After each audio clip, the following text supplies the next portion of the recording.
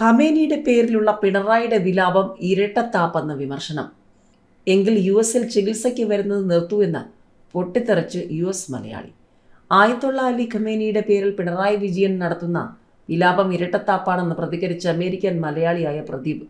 ആയത്തുള്ള അലി ഖമേനിയുടെ പേരിൽ പിണറായി നടത്തുന്ന പ്രതികരണം CPM-ന്റെ വിലാപങ്ങളോട് പ്രതികരിച്ച് നിരവധി പേരാണ് സോഷ്യൽ മീഡിയയിലൂടെ രംഗത്ത് വരുന്നത്. അത്രയ്ക്ക് അമേരിക്കയെ പിണറായിക്ക് വെറുപ്പാണെങ്കിൽ എന്തിനാണ് വിദഗ്ധ ചികിത്സ തേടി അമേരിക്കയിലേക്ക് വരുന്നതെന്നാണ് ഒരു ചോദ്യം. ഞായറാഴ്ച പിണറായി നടത്തിയ പ്രതികരണത്തിൽ ഇസ്രയേലിനെയും US-നെയും തെമ്മാടി രാജ്യങ്ങളെന്നാണ് വിളിച്ചത്. ഇതാണ് അമേരിക്കൻ മലയാളിയെ ചുടിപ്പിച്ചത്.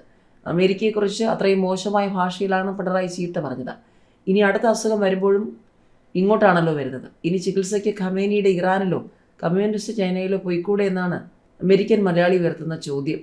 കേരളത്തിലെ കമ്മ്യൂണിസ്റ്റുകാരുടെ ഈ ഇരട്ടത്താപ്പ് എന്തിനാണ്? എന്തായാലും ആണവായുധം ഉണ്ടാക്കുക എന്ന ഇറാന്റെ ഉദ്ദേശം നല്ല ഉദ്ദേശമല്ല. അത് ഇസ്രായേൽ എന്ന രാജ്യത്തെ തകർക്കാനാണെന്നാണ് ചിലരുടെ വിമർശനം.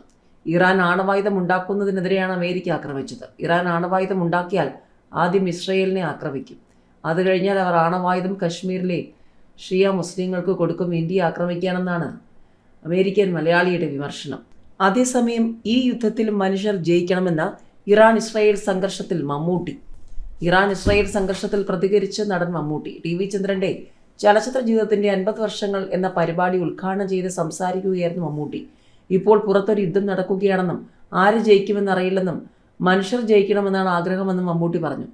സിനിമാ ചർച്ചകളിലും തർക്കങ്ങളും യുദ്ധങ്ങളും ഉണ്ടായിട്ടുണ്ട്. ചിലർ ജയിക്കും, ചിലപ്പോൾ രണ്ട് കൂട്ടരും തോൽക്കും. ഇപ്പോഴും പുറത്തൊരു യുദ്ധം നടക്കുകയാണ്. ആര് ജയിക്കുമെന്നറിയില്ല. മനുഷ്യർ ജയിക്കണമെന്നാണ് ആഗ്രഹമെന്നും മമ്മൂട്ടി പറഞ്ഞു. അതേസമയം ഇറാൻ പരമോന്നത നേതാവ് ആയത്തുള്ള അലി ഖമനേയി കൊല്ലപ്പെട്ടതിന് പിന്നാലെ തിരിച്ചടി കടുപ്പിച്ച് ഇറാൻ. അമേരിക്കയുടെ പോർ വിമാനവാഹിനി കപ്പലായ USS അബ്രഹാം ലിങ്കണിൽ 4 മിസൈലുകൾ പതിച്ചു. ജുഫൈർ മേഖല ലക്ഷ്യമാക്കി ഡ്രോണുകൾ വിന്യസിച്ചു. ദുബായ് ഇന്റർനാഷണൽ സിറ്റിയിലും ഡ്രോൺ ആക്രമണം നടത്തി.